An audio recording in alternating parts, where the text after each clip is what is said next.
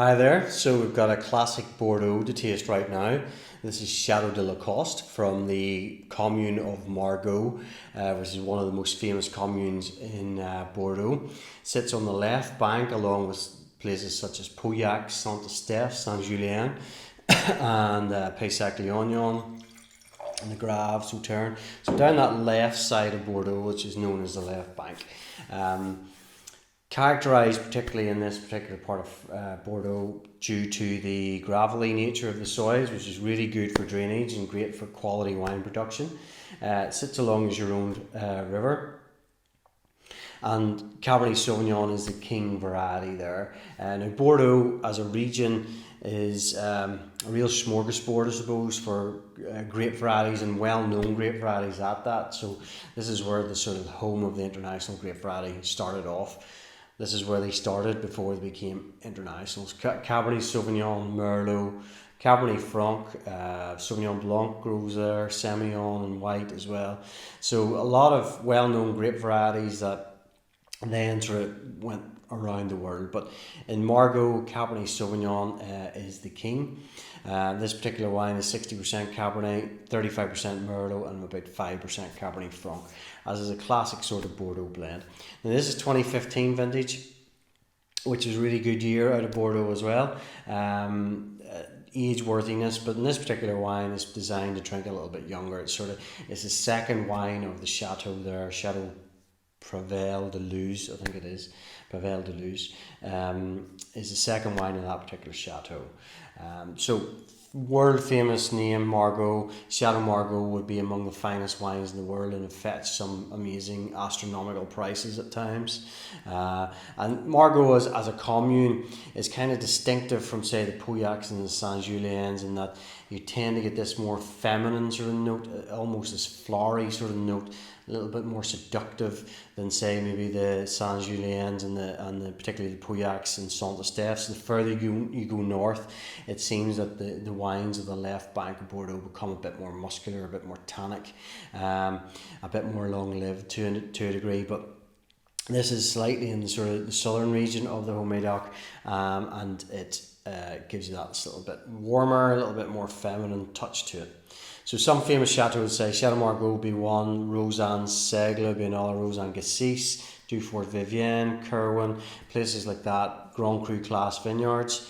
This particular one isn't noticed as a Grand Cru class vineyard because it came after what was known as the 1855 classification, when at that time all the best selling or the highest price fetching properties of Bordeaux were classified into tiers, so tier 1, 2, 3, 4, 5, and at the very top Chateau Margaux was one of them, along with Lafite Rothschild, Latour and Haut-Brion, and then in later years in the early 70s Mouton Rothschild was added to that. So it's a really historic, complex area. So enough of the history, I suppose. So what's it like? So as a second wine, it typically uses younger vines for its production predominantly. So vines which haven't been deemed to get old enough to go into the Grand Van, if they like. So they tend to produce the second wines. Now, you're never going to get cheap wines when they're labelled Margaux or Pauillac and things like that. And if they are cheap, they're not worth buying, to be perfectly honest. They're just, you may as well spend your money on a 20 quid bottle of Australian or Californian or Chilean. You're going to get a lot more bang for your buck than you will out of, say, something out of Bordeaux, or something out of the named commune Bordeaux, should I say.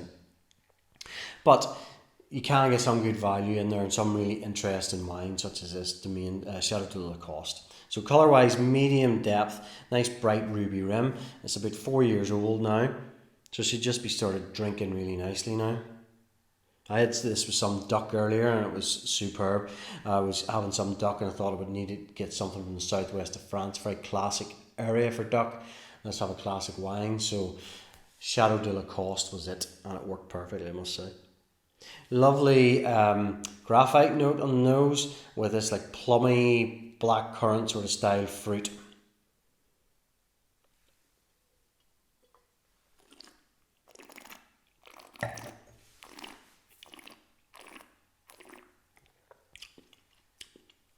Medium weight,